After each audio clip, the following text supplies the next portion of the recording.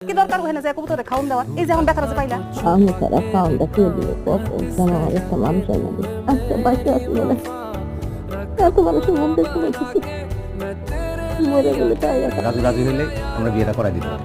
এই নতুন গার্মেন্টসে ঢুকলাম, চেনা পরিচিত হইতে তো সময় লাগে, কটা দিন পরে করলে মনে হয় ভালো। তোর এত সময় লাগবে কিন্তু কয়েকদিন পরে কি একদম কি করবি তুই?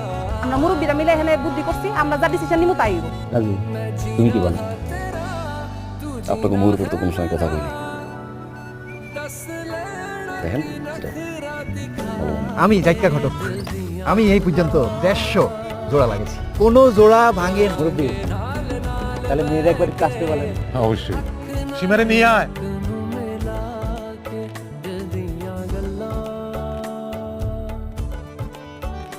রাজু আমাকে পরিবারের বড় ছেলে, আর বড় ছেলের বউ আমরা একটু দেখা শুনে সুন্দরী মাইয়া বিয়া করাম।